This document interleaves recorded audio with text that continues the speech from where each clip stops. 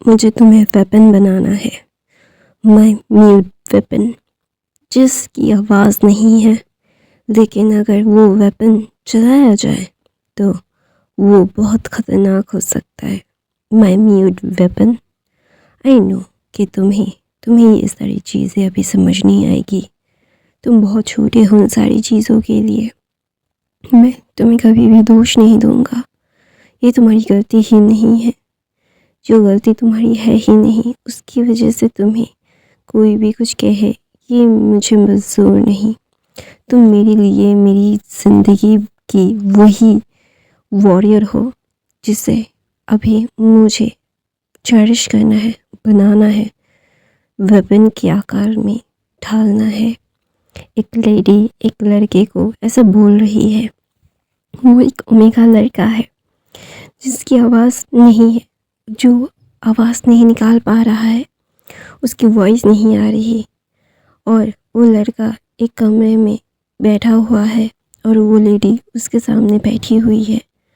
वो बोलना चाहती है कि विंग, तुम मेरे म्यूट वेपन बनोगे। मुझे पता है कि तुम्हें कितना हर्ट हो रहा होगा, तुमने कितना ज़्यादा सफ़र किया है, ये पता है मुझे, लेकिन ये सारी चीज़ों को दोबारा से तुम्हें कभी भी हर्ट नहीं होगा। तुम मुझे जितना ज़्यादा प्यारे हो ना, उतना ही मुझे तुम्हें तुम्हारे बदले के लिए तैयार करना है। वो लड़का अपनी रेड आँखों से, ऑफी आँखों से देखता है हमारा विंग। वो कुछ कह नहीं पा रहा था। वो लेडी, नीचे बहुत शोर हो रहा था, बहुत चीख रहे थे लोग, चिल्ला रहे थे लोग और बोल रहे थे, कुछ बोल रहे थे। वो लड़का कुछ समझ नहीं पा रहा था कि क्या हो रहा है, क्या नहीं हो रहा है, उसे क्या समझना चाहिए, क्या करना चाहिए, उसे नहीं समझ आ रहा। उसे पता नहीं है कि ये सारी चीज़ें आखिर में हो क्या रही है। एक चीज़ की हद होती है, हर चीज़ की एक हद होती है। क्या कौन किस तरीके से ज़िंदगी बिताता है, ये हर किसी को नहीं पता। वो लेडी विंग का हाथ पकड़ के नीचे आ रही थी। वहाँ पे बहुत सारे लोग थे, वहाँ पे बहुत सारे लोग आ रहे थे, और वो लेडी उसे विंग को लाके नीचे फेंक देती है और बोलती है, मैं किसी के बारे में नहीं सोच रही हूँ, मुझे किसी के बारे में बोलना नहीं है। मुझे जो करना है मैं वो करूँगी। मुझे इस लड़के को जहाँ भेजना है मैं वहाँ भेजूँगी। मैं किसी की भी इजाज़त नहीं लूँगी। विंग को बहुत चोट लग गई है। विंग जस्ट देख रहा है उस लेडी को, जिस लेडी ने अभी अभी उसे घसीटते हुए यहाँ पे फेंका है, और एक लेडी आती है, उसका हाथ पकड़ती है और बोलती है, विंग बेबी, क्या तुम ठीक हो? तो विंग जो चुप था, जो कुछ भी नहीं कह रहा था, तो वहाँ पे वो लेडी बोलते हैं, यो छोड़ो उसे, मुझे पता है मैं क्या कर रही हूँ। तो वहाँ पे मैडम यू बोल रही है, नहीं तुम्हें पता नहीं है कि तुम क्या कर रही हो। तुम हाँ माफिया किंग की पत्नी ज़रूर हो सकती हो, तुम ये सारी चीज़ें डिसाइड नहीं करोगी कि मेरे नेफ्यू को तुम कहाँ भेजोगी। वो मेरा नेफ्यू है, आई नो हिम, मैं उसे अपने पास रखूँगी और कोई भी मुझे मेरे नेफ्यू से अलग नहीं कर सकता। वो मेरी छोटी बहन का बच्चा है, एक आखिरी निशानी है जो मैं उससे खोना नहीं चाहती। और वहाँ पे मैडम लैन जस्ट मैडम यू की तरफ देखती है और बोलती है, ये मेरा डिसीजन है कि मैं क्या करूँगा क्या नहीं। मुझे किसी की भी ज़रूरत नहीं है इसे बोलने के लिए। तो वहाँ पे मैडम यू बोलती है, वो सिर्फ 10 साल का बच्चा है, तुम ऐसे उसके साथ नहीं कर सकती। अभी अभी वो उसकी माँ बाप को खोया है, उसने अपनी आंखों के सामने अपनी मदर फादर की डेड बॉडी देखी है। वो बात नहीं कर रहा है। ये बीइंग हमारा बीबी जो पूरे घर को सर पे चढ़ा के रखता था, वो अभी भी सारी चीज़ उसके वो म्यूट हो चुका है। उसे डॉक्टर के पास लेके जाना है। मुझे छोड़ो, मुझे मेरे बेटे को मुझे दो। तुम्हें अगर कुछ करना नहीं है तो मैं तुम्हें कोई भी ज़ोर ज़बरदस्ती नहीं करूँगी, ना मैं करना चाहती हूँ तुमसे कोई ज़ोर ज़बरदस्ती। मैं तुम्हें बहुत क्लियरली बता रही हूँ कि मेरे नेफ्यू को मुझसे छीनने की कोशिश भी मत करना। ऐसा बोल के मैडम यू विंग को अपनी बाहों में लेती है और उसके हाथों को देख रही थी जहाँ पे छिल गए थे, कट लग गया था। तो वहाँ पे मैडम यू जस्ट विंग को पैम्पर करना चाह रही थी। विंग जो एकदम एक पुतले की तरह, जैसे कुछ उसके अंदर कोई जान ही नहीं है, ऐसे ही ये कर रहा था। उसे समझ नहीं आ रहा कि उसे क्या करना चाहिए, क्या बोलना क्या चाहिए, क्या करना चाहिए। वो ना बहुत ही ज़्यादा उसे ऐसा लग रहा था कि किसी ने उसकी सांस को रोक रखा है और वो ना ये सारी चीज़ों को झेल नहीं पा रहा है। वो जानता है कि ये सारी चीज़ें क्या है क्या नहीं है। वो सिर्फ और सिर्फ जिंदा लाश बन के बैठा हुआ है और वहाँ पे एक 18 साल का अल्फा आता है, बोलता है आंट अब आप मुझे दीजिए उसे, मैं उसका अच्छे से उसका मतलब क्या बोलते हैं, उसके हाथों को पोंछ देता हूँ। ये नी हुसैन था। नी हुसैन जब विंग के हाथों को पकड़ता है और बोलता है विंग तुम ठीक तो हो ना बेबी। तो वहाँ पे विंग कुछ भी नहीं कहता। वहाँ पे बहुत सारे अभी यूथ थे, बहुत सारे लोग थे वहाँ पे।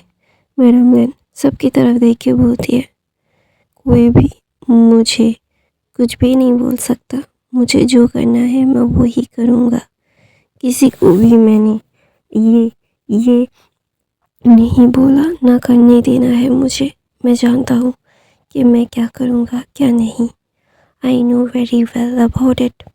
और किसी को भी मैं इतनी आसानी से मेरे खिलाफ जाने नहीं दूँगा। ये मैं हूँ, मुझे पता है कि मैं क्या कर रही हूँ। सब बोल के मैडम लैन विंग को अपने पास खींच के लाती है और मैडम यू गुस्से में मैडम लैन की तरफ देखती है और बोलती है हम पार्टनर्स हैं। बोलते हैं तुम्हारे हस्बैंड के पास बहुत पावर है आई नो, बट तुम मेरे फैमिली मैटर्स में कोई भी इन्वॉल्व नहीं हो सकती। ये मेरा फैमिली मैटर है, ये मेरा फैमिली है। मेरी फैमिली को मैं अपने पास रखूँगा या नहीं ये मेरा कॉल है। तो वहाँ पे एक एल्डर आता है और बोलता है वो जो करना चाहती है उसे करने दो, अभी इसका यहाँ से जाना ही ज़्यादा बेहतर होगा। ये पनौती लाया है, ये खुद भी म्यूट हो चुका है, ये बोल नहीं पाएगा कभी भी, इसकी आवाज़ चली गई है। तो वहाँ पे एक लड़का, एक अल्फा आता है और बोलता है माँ आप उसे ऐसे क्यों ट्रीट कर रही है। तो वहाँ पे मैडम बोलती है शिचन तुमसे मैंने कुछ कहा है, इस बारे में कोई बात नहीं होगी, ना मैं तुम्हारे साथ कोई डिस्कशन करना चाहता हूँ। I really don't want to discuss any single thing. मुझे जो करना है मैं वो करूँगा। तो बोलते हैं मॉम वांग जी के बारे में सोचिए, वांग जी विंग से प्यार करता है। तो वहाँ पे मैडम वांग जी की तरफ देखिए एक स्mirk करती है और बोलते नहीं वो नहीं करता, वो किसी और को पसंद करता है, वो अपनी ज़िंदगी में किसी और को चाहता है, विभूषण को नहीं। विभूषण को पहले चाहता था वो, और अभी सिर्फ वो एक बच्चा है जो वांग जी उसके साथ खेलता है। तो वहाँ पे वांग जी जस्ट खड़ा हुआ था, वो विंग को देख रहा था। लोग उसको टॉय की तरह ऐसे वहाँ खींच रहे थे और वो वही कर रहा था। एकदम ऐसे लाइफलेस इंसान की तरह उसे यूज़ किया जा रहा था। उसकी मदर जो उसके मतलब विंग को जैसे चाहे वैसे तो चोट पहुँचा रही थी, उसके मुंह से एक आंसू का कतरा नहीं, एक आह नहीं निकली। तो वहाँ पे विंग जस्ट वो ना देख रहा था, उसे ऐसे खींच रहे थे सब लोग, ऐसे खींचते ना। वो पहले जब वहाँ पे एक लेडी आती है और उसे ऐसे खींचती है कि उसको वो ना मतलब ऐसे गिरता है कि उसका सर एक टेबल के कॉर्नर में जाके लगता है और वहाँ से खून निकलने लगता है। अभी तक विंग के मुंह से एक आवाज़ तक नहीं निकली। सब लोग शॉकिंगली देख रहे थे वो कौन है। वो वांग मिसेस वांग थी। तो वहाँ पे जो विंग वो थोड़ा सा मतलब वहाँ पे ही बैठा हुआ था अपने सर को पकड़ के। किसी ने भी एक आवाज़ तक विंग के मुंह से नहीं सुनी। सब लोग जस्ट विंग की तरफ शॉकिंगली देख रहे थे। और वहाँ पे मैडम यू मिसेस वांग की तरफ जाती है और एक थप्पड़ मारती, 2 थप्पड़ मारती है और उसे धक्का देती है, उसका सर फोड़ देती है और बोलती है, मेरी फैमिली मैटर्स में आने की हिम्मत क्यों की? मैं इतनी भी कमज़ोर नहीं हूँ कि मैं ऐसे ही छोड़ दूँगी। फिर उसकी बहन यानली भाग के जाती है और विंग को अपनी बाहों में ले लेती है। बाहों में लेने के बाद वो देखती है कि विंग किस तरह से खून निकल रहा है और विंग की मतलब विजन्स ब्लरी हो रही है, उसकी आंखें बंद हो रही है। विंग जो पूरी की पूरी तरह मतलब ठीक नहीं हुआ था, एक्सेंट में उसकी वॉइस चली गई थी। मतलब 6 महीनों से तो वो हॉस्पिटल में था। 7 दिन पहले वो घर में आया और ये सारी चीज़ें हो रही थी उसके साथ। विंग जो एकदम ही 10 साल का बच्चा, वो जस्ट ब्लरी नज़रों से वो बेहोश हो जाता है। उसकी सांसें बहुत धीमी हो चुकी थी, बहुत ज़्यादा। वो ना बिल्कुल भी ऐसा ऐसा कुछ भी नहीं था। तो ना वहाँ पे विंग ना जस्ट एक मतलब बहुत धीरे धीरे सांसें ले रहा था। वहाँ पे याली एक चीख मारती है और बोलती है, माँ आशन की सांसें बहुत धीरे चल रही है। तो वहाँ पे सब लोग जो देख रहे थे, मैडम ये बहुत गुस्सा हो गई थी क्योंकि वांग मिस्टर मिसेस तो वांग को ऐसा करने की ज़रूरत क्या थी। मैडम लैन और मैडम यू के बीच में बहस चल रही थी, तो वो आके विंग को ऐसे धक्का कैसे मार सकती है।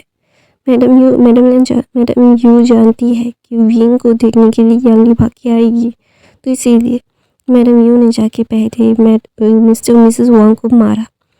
तो वहाँ पे ना मिसेस वांग बोल रही थी कि मैं सिर्फ उससे, तो ना वहाँ पे मैडम यू जाती है, उसके गले को पकड़ लेती है और वहाँ पे वांग जिशन आती है, बोलती, आंट मेरी माँ से गलती हो गई, प्लीज़ मेरी माँ को छोड़ दीजिए, प्लीज़ मेरी माँ को छोड़ दीजिए। मुझे पता है आप बहुत ज़्यादा गुस्से में हैं, मेरी माँ को ऐसा नहीं करना चाहिए था, आप लोगों के बीच में नहीं आना चाहिए था आंट। तो ना वहाँ पे मैडम यू गुस्से में देखी बोलती है, मैम। तो वहाँ पे वांग जिशन बोलती है, yes ma'am, please please leave my mom, I know मेरी मामा ने गलत किया, प्लीज़ लीव माई मॉम। तो वहाँ पे मैडम यू जस्ट देखती है कि अभी उसकी सांसें रुकने ही वाली है, तो वो क्या करती है, मैडम यू मिस्टर मिसेस वांग को ऐसे फेंक देती है। के बाद ना वहाँ पे विंग के पास जाती है। विंग बेहोश हो चुका था और वहाँ पे जैंग चेन जो उसका कज़न ब्रदर था, उसे बाहों में लेके बोलता है, मॉम हमें जल्द से जल्द हॉस्पिटल जाना होगा उसे लेके। तो वहाँ पे मैडम यू लेके जा रही थी, सब लोग लेके जा रहे थे। सब लोग शौक में थे कि अचानक से ये सारी चीज़ें हो क्या रही है। कोई भी ना कुछ समझ नहीं पा रहा था कि अचानक से ऐसा हो क्यों रहा है। ये सारी चीज़ें मतलब कोई भी ना मतलब ऐसे नहीं समझ पा रहा था कि अचानक से हुआ क्या। तो वहाँ पे ना मैडम लैन बोलती है, जो मैंने कहा वही होगा और मेरे खिलाफ जाने की कोशिश मत करना यो। तुम्हें पता है कि मेरे खिलाफ जाने का क्या नतीजा हो सकता है और मैं ऐसा बिल्कुल नहीं चाहता कि तुम्हारे साथ भी कोई गलती हो। यू नो ना कि मैं क्या कहने की कोशिश कर रही हूँ। ऐसा बोल के मैडम लैन ऊपर चली जाती है और जियांग्स जो विंग को लेके हॉस्पिटल चले जाते हैं और वहाँ पे मतलब मैडम यू मतलब जैंग चेन और यान लेके गए थे और वहाँ पे नी हुसैन भी उनके साथ ही था। तो वहाँ पे सब लोग ना जस्ट खड़े हुए थे। वहाँ पे वैन फैमिली, जिन फैमिली, नी फैमिली, मो फैमिली, शू फैमिली थी और वांग फैमिली जो अभी ऐसे मतलब लाइफलेसली पड़ी हुई थी मिसेस वांग। तो वहाँ पे मिसेस जिन आती है और बोलती है, वो तुम्हें छोड़ने वाली नहीं है यू, और मैं भी तुम्हें नहीं छोड़ने वाला। उस बच्चे के ऊपर हाथ उठाने की तुम्हारी हिम्मत कैसे हुई? तुम्हारी हिम्मत की बहुत ज़्यादा दाद देनी पड़ेगी। ऐसा बोल के मिसेस जिन मिसेस वांग के पैरों पे पैर रख देती और बोलती है, अपनी औकात में रहो, औकात से ज़्यादा कुछ नहीं मिलता। और वो ना वांग जिशन की तरफ देख के बोलती है, अगर तुम लैंसन की वाइफ बन भी गई ना, फिर भी उस औकात में आने के लिए तुम्हारी फैमिली को बहुत ज़्यादा टाइम लगेगा। हम जानते हैं कि हम क्या कह रहे हैं और क्या कर रहे हैं। वांग जी माफिया लीडर बने या ना बने वो मैटर नहीं करता। तुम्हारी फैमिली नीचे थी, नीचे है, नीचे ही रहेगी। कभी भी हमसे सुपीरियर वो नहीं हो सकती। तुम कितनी भी कोशिश कर लो, कितना भी जोर लगा लो, कोई भी तुम लोगों को ऊपर तो आने नहीं देगा। ऐसा बोल के मिसेस जिन और मिस्टर नीम मिसेस नी वहाँ से चली जाती है। और वहाँ पे सब बचे थे और वहाँ पे सब लोग ना जस्ट खड़े हुए थे। जिन जुशन भी यानले के साथ पीछे पीछे गया था। मैं क्या वहाँ पे खड़ा हुआ था, उसे समझ नहीं आ रहा था कि अचानक से ये हो क्या रहा है। तो विंग को हॉस्पिटल में लेके जाने के बाद 2 हफ्ते तक फिर से विंग को हॉस्पिटल में रखा गया। डॉक्टर्स ने बोल दिया था कि इनकी आवाज़ कभी वापस नहीं आएगी और इनकी बॉडी हमेशा से वीक रहेगी। और मैं आपको ये सजेस्ट करूँगा कि यहाँ से दूर भेज दिया जाए, क्योंकि यहाँ पे रहेंगे तो ये ट्रॉमा में रहेंगे। इनका ट्रॉमा बिल्कुल भी ख़त्म नहीं होगा। अगर ये इन्हें ट्रॉमा से बाहर नहीं निकाला गया तो इनकी ज़िंदगी ज़्यादा लंबी नहीं होगी। ये हमेशा से इनको पैनिक अटैक्स आते रहेंगे। आई होप आप समझ रही होंगी मैम कि मैं क्या कहने की कोशिश कर रही हूँ। तो वहाँ पे ना मैडम यू जस्ट कुछ भी नहीं कहती, वो खड़ी हुई थी। वो समझ नहीं पा रही थी उनके हस्बैंड जो मिशन के लिए गए हुए हैं और अभी वो बिल्कुल भी कुछ डिसाइड नहीं करना चाहती। और मैडम लैन को विंग को उनसे छीनने नहीं देगी। तो वहाँ पे विंग के पास जाके विंग का हाथ पकड़ के वही मैडम यू बोलती है, मुझे पता है कि मुझे बहुत माफ़ कर दो। मैं अपने दुख में ऐसे खो गई थी कि मैंने तुम्हें नेगलेक्ट किया। मैं ये सोचना भूल गई थी कि तुम्हें अभी मेरी सबसे ज़्यादा ज़रूरत है। आई नो आंटी ने बहुत ज़्यादा बड़ी गलती कर दी। आंटी मम्मी बहुत ज़्यादा बुरी है, तुम्हारी मम्मी बहुत ज़्यादा सॉरी है। तुम्हारी मम्मी ने सिर्फ अपना दुख देखा, तुम्हारा दुख तो देखा ही नहीं विंग। सॉरी आशन, मुझे माफ़ कर दो। ऐसा बोल के वो विंग के फोrehead पे किस करती है और बोलती है, मैं तुम्हें कभी भी अकेला नहीं छोड़ूंगी, तुम मेरी बाहों में रहोगे। तो वहाँ पे मैडम यू का फ़ोन रिंग होता है और कोई उनको बोलता है कि मुझे तुमसे बात करनी है। तो मैडम यू बोलती है, मुझे तुमसे कोई बात नहीं करनी। I really don't want to talk about any single thing. मुझे ये सारी चीज़ें बिल्कुल पसंद नहीं आ रही है कि तुम क्या बोलना चाह रही हो, क्या करना चाह रही हो। आई डोंट केयर, मुझे कोई भी केयर नहीं है कि तुम्हें क्या पसंद है क्या नहीं। मुझे ये सारी चीज़ों से सिर्फ दूर रहना है। तो वहाँ पे मैडम यू ना मैं किस कुछ सुनती है और बोलती है, नहीं मुझे फिर भी नहीं करना है। तो बोलता है, मैं तुमसे पूछनी नहीं हूँ, तुम्हें बता रही हूँ। I need to do that और तुम्हें ये करना पड़ेगा। तो मैडम यू गुस्से में फ़ोन काट के फेंक देती है और बोलती है, मैं ये नहीं करना चाहती। I really don't want to do that. I love my baby, I love my Ashiyan, I love my Ashiyan. मैं उसे कभी भी अपने से दूर नहीं करना चाहती। तो वहाँ पे यानली आती है और बोलती है, मॉम हमें ये करना पड़ेगा, हमारे पास दूसरा कोई ऑप्शन नहीं है। We have no another option, we have to do that. हमें स्ट्रिक्ट बनना पड़ेगा। अगर हम स्ट्रिक्ट नहीं बनेंगे तो हमें पता है कि क्या हो सकता है। तो वहाँ पे ना मैडम यू कुछ नहीं कहती और वो बोलती है, मैं उस मिसेस वांग को तो छोड़ने वाली नहीं हूँ। उसकी हिम्मत और इतनी औकात नहीं है कि वो मेरे बेटे को इससे चोट पहुँचा सके। वो मेरा बेटा है, ऐसा बोल रही थी madam you. Madam you wing को लेके फिर जाती है हॉस्पिटल से 2-3 हफ्तों के बाद। फिर से वहाँ पे सब लोग खड़े हुए थे और वहाँ पे मिसेस वांग आती है और घुटनों पे आके बोलती है, मुझे माफ़ कर दो, मैं सिर्फ तुम लोगों को झगड़े करने से रोकना चाहती थी।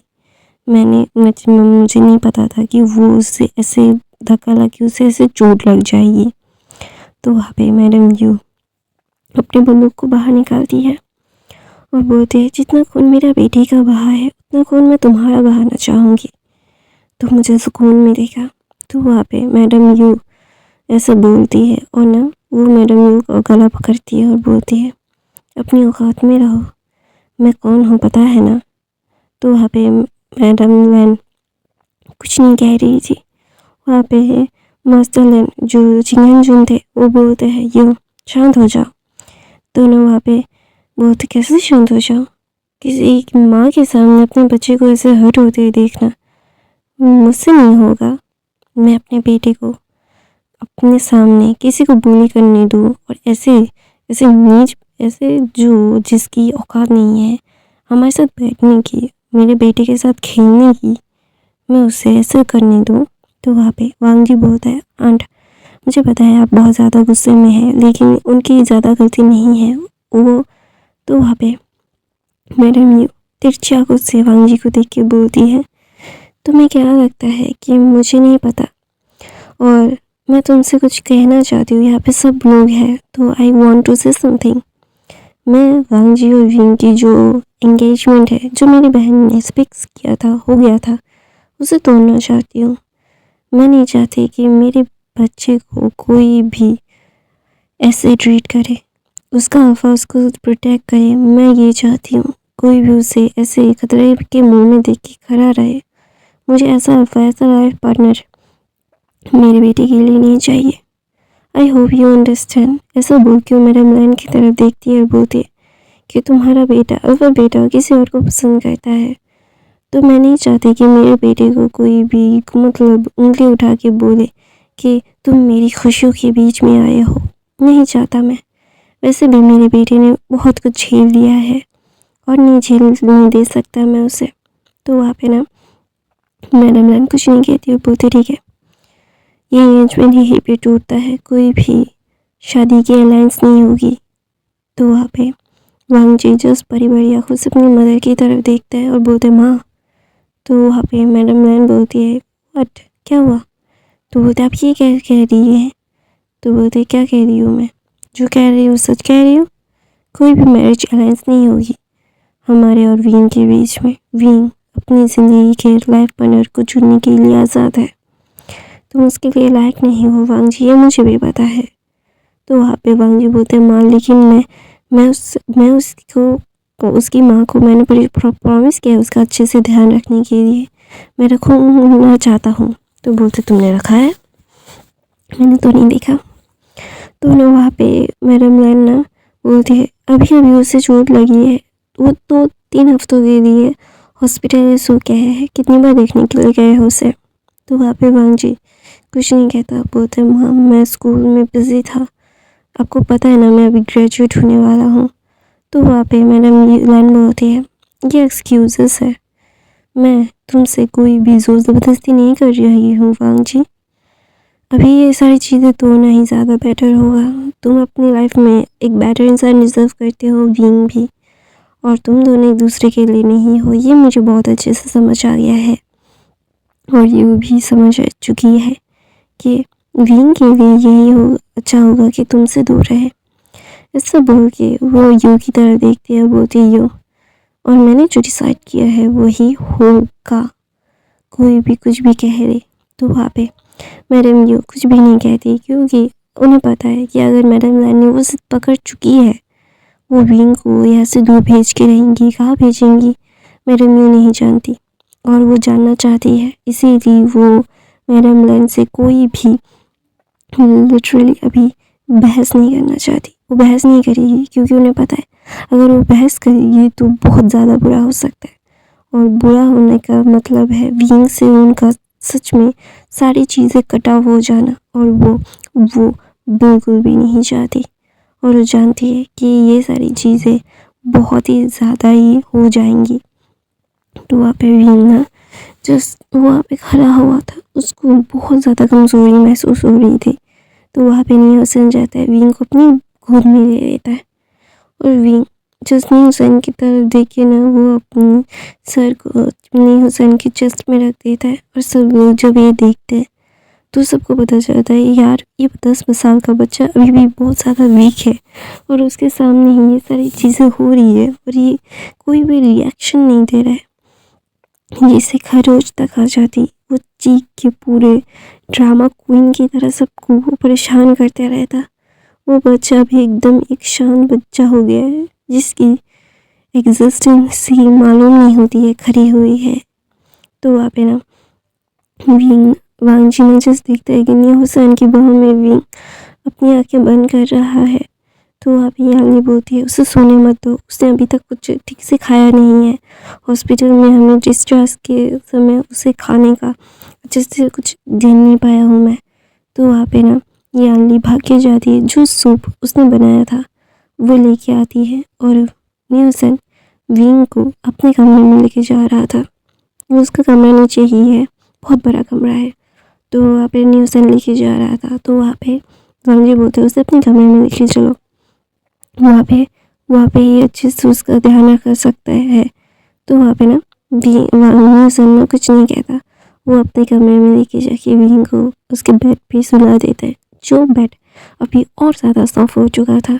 न्यूसन ने अपने मैट्रेस को चेंज कर दिया था, क्योंकि एक बार विंग ने कंप्लेन किया था कि आपका मटसेट बहुत ज़्यादा ही सख्त है, ये बिल्कुल सॉफ्टी नहीं है, मुझे सॉफ्ट चाहिए। क्योंकि न्यूसन और विंग सब खेलते थे, तो ऑफकोर्स न्यूसन विंग की हर एक बात मानता है। तो वहाँ पे ना विंग ना जब एक बार बोला था तो उसने चेंज करवा दिया था। उसने 7 महीने पहले ही एक्सीडेंट के 2 दिन पहले ही विंग ने बोला था कि आपका मैट्रेस बिल्कुल भी सॉफ्टी नहीं है, मुझे सॉफ्ट चाहिए। तो न्यूसन ने बदलवा दिया था और इस 7 महीनों में कितना कुछ चेंज हो गया। विंग जो चेयरफुली न्यूसन के कमरे में आ जाता था खेलने के लिए, अभी वो बच्चा सिर्फ एक जगह कोने पे बैठ के रहता है। उसे बहुत दुख होता है, उसे दिल में बहुत दर्द होता है, वो अपने दर्द को बयान नहीं कर पाता है कि इतना दर्द क्यों होता है। जब विंग को ऐसे देखता है तो विंग को सुला के मतलब उसे बिठा के विंग जो आंखें बंद कर रहा था, तो न्यूसन उसको बोलता है बाबे प्लीज़ सो मत ना, अभी थोड़ा सा सूप पी दो, अभी थोड़ा सा कुछ खा के फिर सो जाना। तो वहाँ पे याली उसे सूप पिला रही थी। न्यूसन की बाहों में विंग था और वहाँ पे सारे मतलब जो 18 साल के 20 साल के अल्फा ओमेगास थे और जो मतलब टीनेजर्स थे सारे थे, मिंजू, न्यूसन, शिचैन, सब लोग थे वहाँ पे। यहाँ तक कि वांग जी और वांग जिशन भी थे, क्योंकि अभी वो मतलब बच्चे थे, वो बड़े की बातों में नहीं आना चाहते थे। तो वहाँ पे विंग ना खा रहा था और वहाँ पे वांग जी जाता है और बोलते मुझे दो, मैं से। तो वहाँ पे यानी बोलती कोई ज़रूरत नहीं है वांग जी, न्यूसन की बाहों में विंग थोड़ा सा कंफर्टेबल है, हॉस्पिटल में भी वो ऐसे ही खाता था। तो वहाँ पे न्यूसन की तरफ वांग जी बड़ी बड़ी आंखों से देखे बोलते तुम्हारी तो एग्ज़ाम्स थे ना। तो वहाँ पे न्यूसन बोलता है तो हाँ, तो क्या हुआ। तो वहाँ पे न्यूसन की तरफ देख के ना जब वांग जी पूछता है कि तुम्हारे एग्ज़ाम्स थे फिर भी तुम क्यों गए, तो न्यूसन बोलता है क्यों नहीं जाता, मैं सारी चीज़ें अच्छे से मैनेज कर सकता हूँ, मैं विंग को भी मैनेज कर सकता हूँ, मेरी स्टडीज़ को भी मैनेज कर सकता हूँ और मेरे वर्क को भी मैनेज कर सकता हूँ, मैंने किया है तो मुझे कोई ज़्यादा परेशानी नहीं हुई। तो वहाँ पे वांग जी अपने हाथों को मुट्ठी को बीच लेता है, बोलता है न्यूसन तुम ज़्यादा नहीं कर रहे हो। तो वहाँ पे न्यूसन बोलता है नहीं, मैं कुछ भी ज़्यादा नहीं कर रहा हूँ, बहुत कम कर रहा हूँ, मुझे और भी ज़्यादा कुछ करना था लेकिन मैं कर नहीं पा रहा हूँ, मुझे बहुत ज़्यादा गुस्सा आ रहा है खुद के ऊपर वांग जी। तो वहाँ पे विंग सूप आधा पीते ही वो न्यूसन की बाहों में सो गया था। तो वहाँ पे वांग जी और कुछ कहने वाला था, तो वहाँ पे शिचैन बोलते हैं वो सो गया है, हमें बाहर जाना चाहिए, उसे सोने देना चाहिए। तो मिंजू अपने ब्रदर की तरफ देख के बोलते हैं न्यूसन तुम जो कर रहे हो सोच समझ के तो कर रहे हो ना। तो बोलते हैं हाँ ऑफ कोर्स ब्रदर, मैं जो कर रहा हूँ मैं बहुत अच्छे से सोच समझ के कर रहा हूँ, क्योंकि मुझे पता है कि ये सारी चीज़ें क्या है क्या नहीं है, मैं कुछ भी अनचाही तरीके से नहीं कर रहा हूँ और आप ये देख रहे हो मैं गलत नहीं कर रहा हूँ। तो बोलता है हाँ तुम गलत नहीं कर रहे हो, पता है मुझे, लेकिन न्यूसन संभल के। तो बोलता है तो वहाँ पे वांग जी गुस्से में बोलते हैं भाई ब्रदर मैं उसके साथ बात करना चाहता था। तो बोलते हैं वहाँ पे सो रहा है, उसकी तबीयत खराब है, तुम कितने सेंसिबल हो और अब ऐसे क्यों रिएक्ट कर रहे हो, तुम ही तो चाहते थे ना ये शादी को तोड़ देना, तो हो रहा गया, शादी टूट गई, तुम्हें अभी ज़ोर ज़बरदस्ती का कुछ भी नहीं करना था ना। लो ज़बरदस्ती का चीज़ें टूट गई और अभी तुम अच्छे से अपनी चीज़ों के में ध्यान लगा सकते हो। तो गाइस मैं अपनी कहानी यहीं पे ख़त्म करती हूँ। आई होप आपको आज की कहानी पसंद आई। ये न्यू फैन फिक्शन का फर्स्ट पार्ट कैसा लगा प्लीज़ मुझे कमेंट करके ज़रूर बताइएगा। मैं हर रोज़ फैन फिक्शन डालती हूँ एक, और हफ्ते में एक वन शॉट भी डालती हूँ। जब भी मुझे टाइम मिलता है एक वन शॉट तो मैं पोस्ट करती ही हूँ। यार हर रोज़ देखा करो ना, बहुत कम लोग देख रहे हो। इतना कम क्यों देख रहे हो?